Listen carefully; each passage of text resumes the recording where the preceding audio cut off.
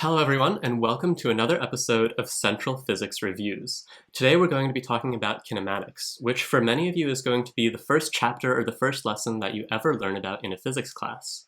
And on one hand, it makes a lot of sense to teach kinematics as the first thing in a physics class because it's necessary to be able to do a lot of the things that we want to introduce you to in the future. However, it's a little bit misleading because kinematics itself doesn't really contain a lot of physics.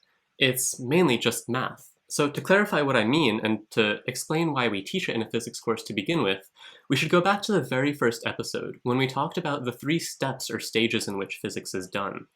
Right? The first step was always to define a system that you want to describe in the real world. So define a system, and we also wanted to list out what possible states that system could have so that when we go on to step 2, we could figure out or observe the rules that govern the system and which states it's going to be in. So let's say figure out the rules, or as we would say, the laws of physics governing the system.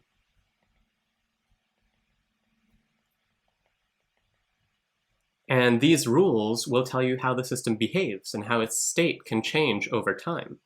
And once you know what those rules are, the final step in doing physics is just to apply those rules to make predictions.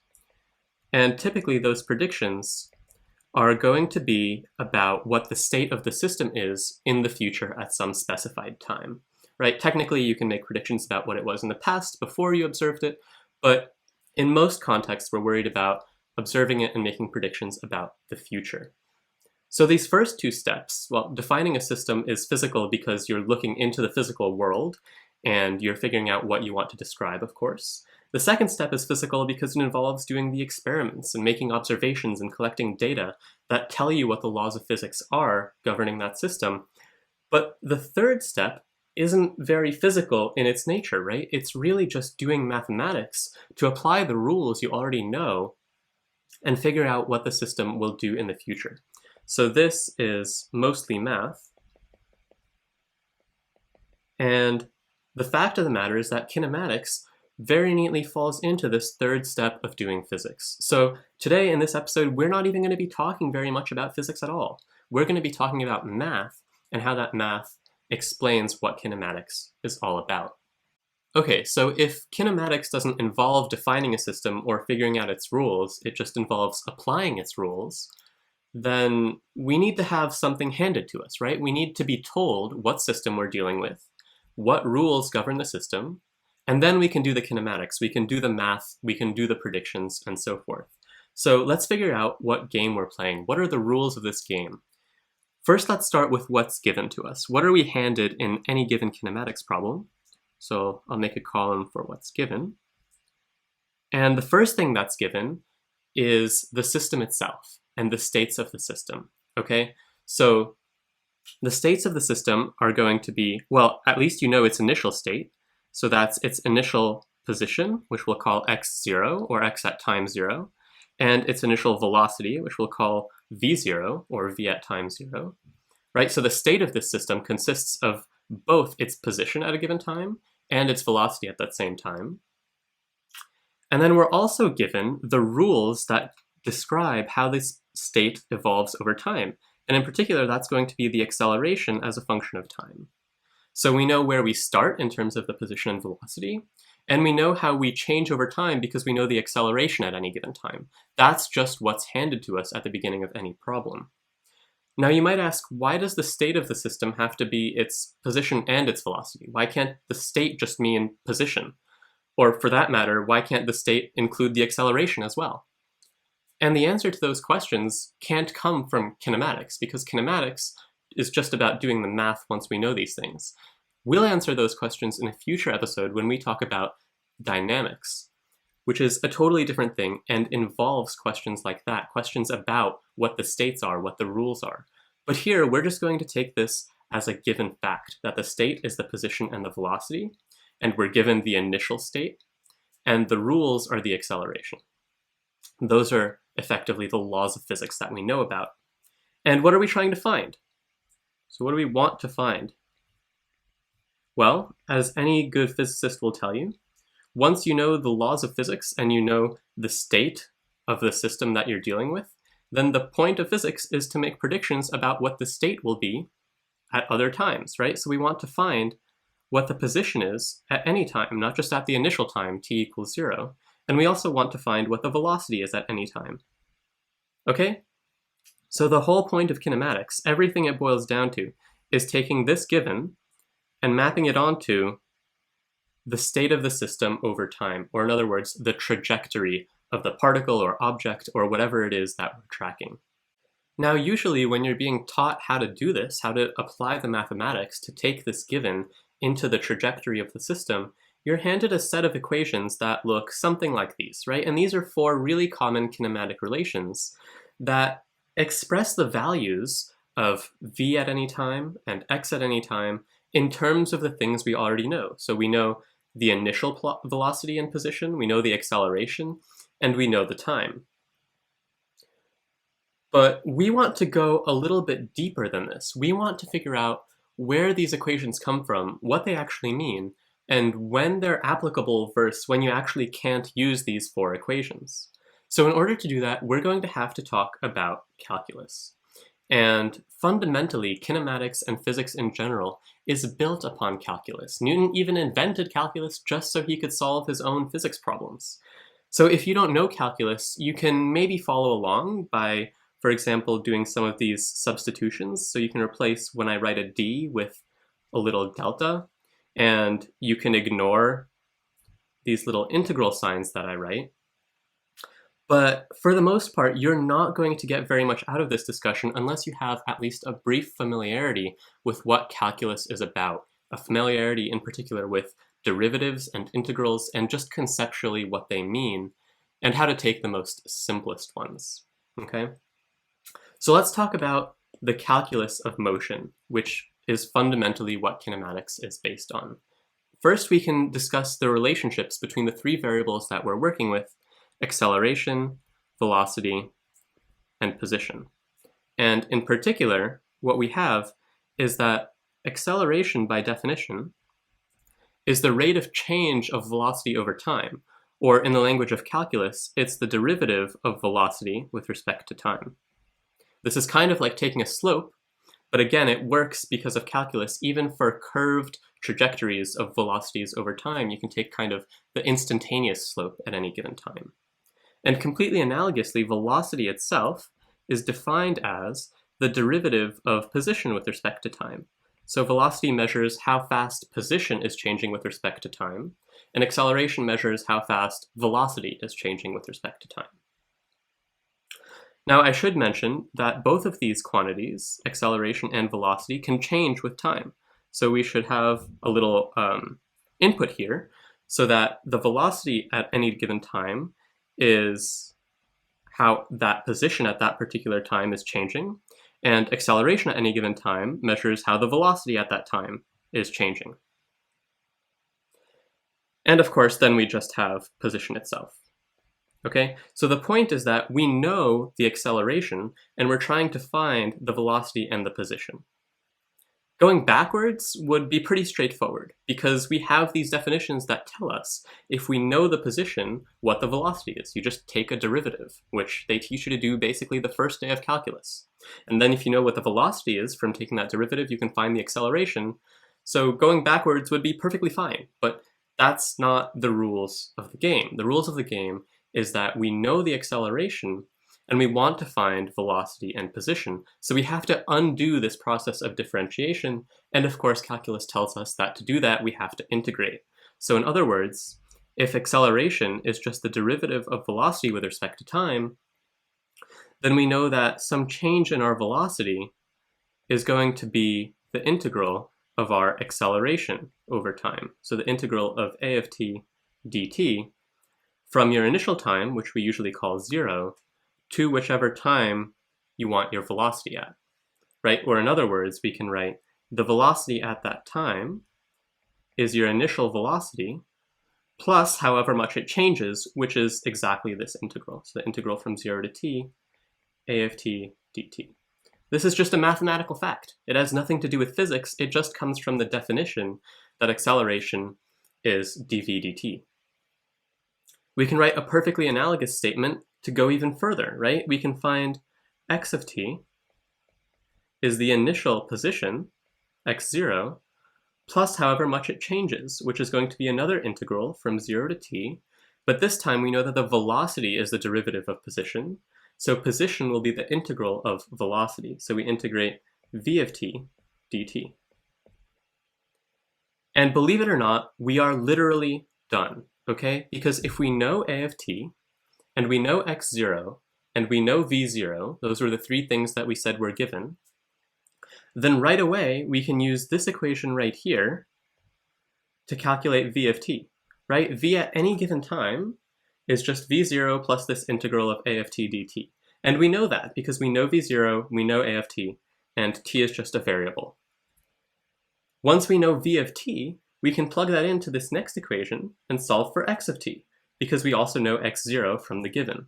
So as long as you can do simple mathematical integrals, you're done with kinematics. All you have to do is interpret these three variables that you're given if you're dealing with a word problem or something like we do in the real world, and that's it. The math here is done. Now, where the math gets a little bit more tricky when we go from just having two calculus equations to the big box of equations that I mentioned before is when we actually try to take shortcuts in our kinematics analysis. And in particular, there are shortcuts that we can take when the acceleration of our system is known to be a constant. That is, when a of t is just some number a that doesn't change over time. And in systems, when this is the case, when you're told that your acceleration is constant over time, then you can actually evaluate those calculus-based answers we had and find some closed form answers that you can use without having to go back to the calculus every time. Now, if you're fine with the calculus, if you're fine with doing two integrals every time you're faced with a kinematics problem, you can totally just X out of this video right now. Don't forget to leave a like, but you can X out of this video right now, and you're basically all set. But if you prefer to solve some problems in maybe a quicker way without the use of integrals every time, then these are some things that we can start to talk about. So in particular, when we have this condition that a of t equals a, the first equation we had before, which told us the velocity over time, was v of t equals v0 plus the integral from 0 to t of a of t dt. But a of t is just a constant, so I'll write a dt. And because a is a constant, this actually works out to just the initial velocity plus a times the integral of dt from 0 to t, and that's just t itself by elementary calculus theorems. So it's v0 plus at. Now that we have the velocity as a function of time, as we said before, we can plug that into our equation for position as a function of time. That was x of t is x0 plus the integral from 0 to t v of t dt, right? And now v of t is this closed form answer. It's v0 plus at dt. And so this turns into two integrals, right? So this is x0 plus the first integral, which is v0 dt. That's analogous to the one we did before. We simply get v0 times t. And the second integral that we get is at dt, integrated from 0 to t. Now a is still a constant, so it can be factored out, and we're left with the integral of t dt, which turns out to be t squared over 2. So we have acceleration factored out times t squared over 2.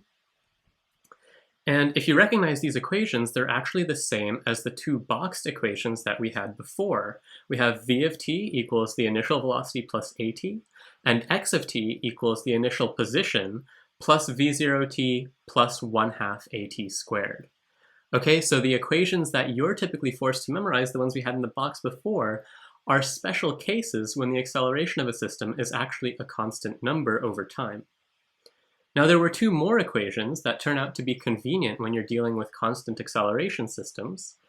And the first equation that we can work with comes from the fact that change in position, or in other words, x of t minus the initial position x0, can always be written as some sort of average velocity times time. And it turns out that if a of t is a constant, so if a of t equals a, then there's a really simple way to write the average velocity.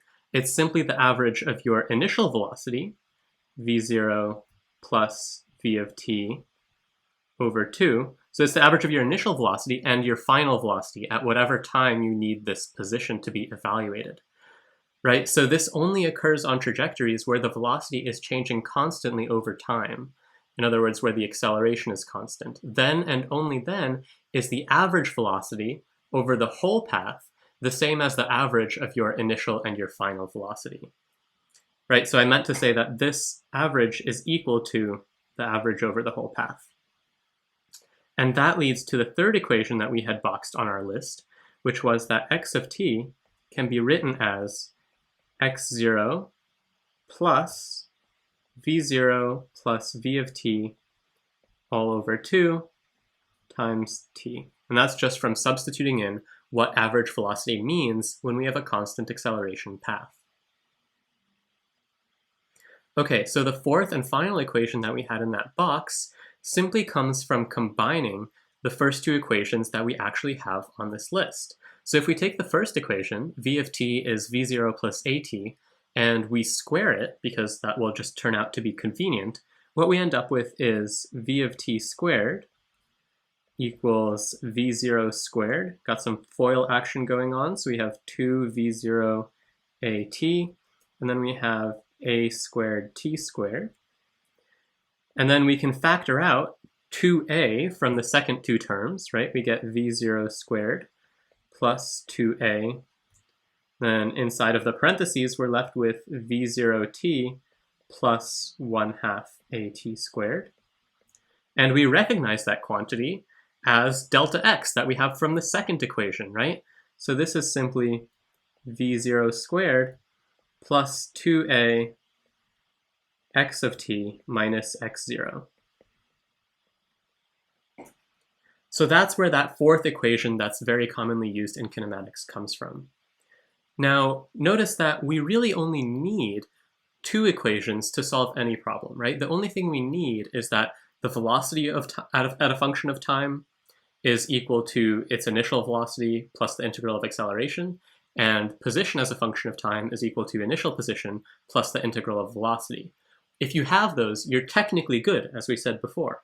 But these two equations on the right-hand side turn out to be very convenient in particular cases for particular problems you're solving when you're given certain information and not given other information. So for example, if we look at this last equation, v squared equals v0 squared plus 2a delta x, what you realize is that nowhere in this equation do you have to specify a particular time, right? If you know your final position at some time, even if you don't know what that time is, if you know your position, then you can use that along with your initial velocity v0 and your initial position x0 to find what your speed is at that position, instead of going through time as an intermediary and then trying to mix the two equations manually the same way that we did to get here, right? And similarly, if you look at the third equation, x of t equals x0 plus this average velocity times time, what you'll notice is that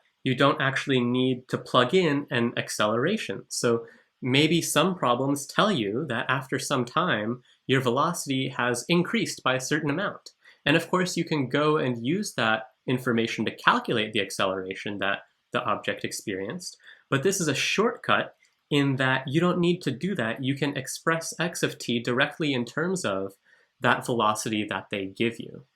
So hopefully this kind of discussion clarifies how all of these kinematics equations really just come from considering the basic calculus and applying it to the definitions of velocity and acceleration, but also how if you have a constant acceleration problem, there are a number of shortcuts you can take to find the trajectory of your system given various bits and pieces of information without having to first solve for the whole story. If you like these kind of videos and you want to keep learning with me, then go ahead and subscribe to the channel. Next week, we are going to be diving into how to do kinematics when you're working with a multi-dimensional problem.